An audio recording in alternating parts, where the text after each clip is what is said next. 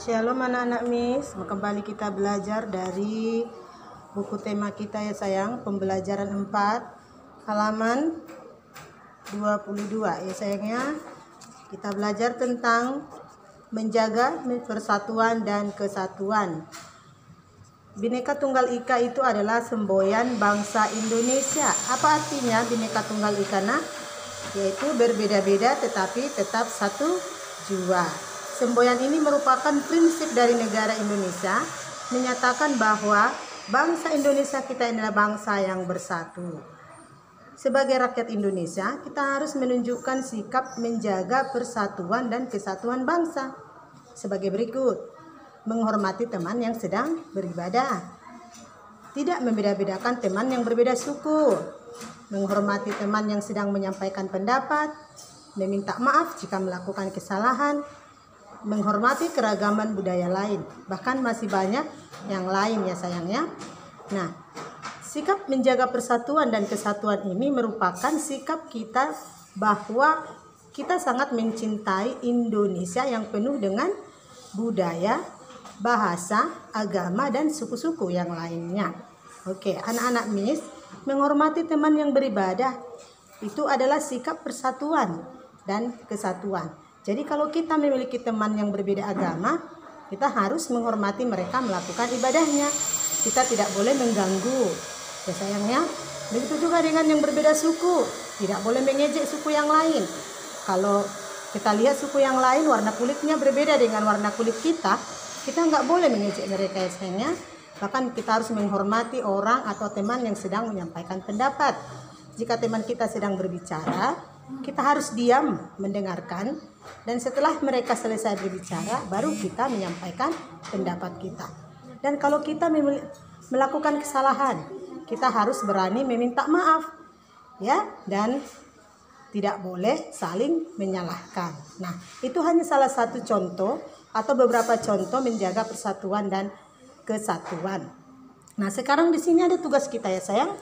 Sikap yang mencerminkan persatuan dan kesatuan di halaman 22 ya nak ya. Nah, di sini kamu isi ya sayangnya.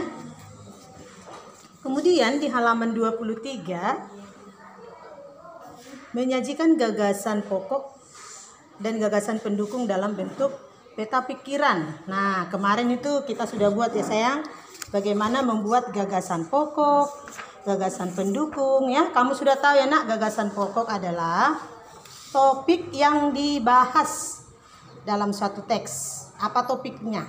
Tentang apa cerita itu? Itu gagasan pokok. Kalau gagasan pendukung adalah uraian atau informasi-informasi tambahan atau penjelas-penjelas. Ya. Nah, sekarang tugas kamu nak, kamu kerjakan lestarikan batik wujud cinta tanah air. Kamu tulis di buku tulismu apa gagasan pokok dari paragraf 1. Gagasan pokok dari paragraf 2, 3, dan 4. Kamu tahu paragraf kan sayang? Paragraf itu adalah batik merupakan. Paragraf 2, meskipun menjadi warisan bangsa. Paragraf 3, kamu tentu memiliki batik. Paragraf 4, oleh sebab itu semestinya. Nah, itu paragraf-paragrafnya nah ya. Jadi kamu cari gagasan pokoknya saja dulu. Ya, nanti kamu tulis di buku tulismu ya nak. Nanti gagasan pendukungnya, jangan dulu gagasan pendukung. Hari ini kita mau belajar gagasan pokok. Miss mau tahu siapa yang sudah pintar mencari gagasan pokok. Gagasan pokok biasanya ada di awal kalimat, di awal paragraf, bahkan juga ada di akhir paragrafnya. Ya sayang, kamu cari dulu gagasan pokok. Miss tidak mau menilai yang ada gagasan pendukung. Gagasan pokok dulu. Miss mau tahu siapa yang sudah pintar mencari gagasan pokok. Ada di halaman 23. Ya nak? Oke. Nah, ini ayo berlatih. Tugas kita ayo berlatih. Halaman 25. Ya nak ya, kerjakannya. Oke, ini dari buku tema. Sekarang kita lihat dulu buku pena kita ini ya. Ada enggak tugas kita di buku pena halaman di buku pena hanya penjelasan ya sayang. Pembelajaran 4 buku pena halaman 14. Bu Pena halaman 14 sampai halaman 17. Itu hanya penjelasan saja ya, tidak ada tugas. Gampang kan? Tugas kita kena ya, gampangnya dari buku tematik halaman 25. Ayo berlatih.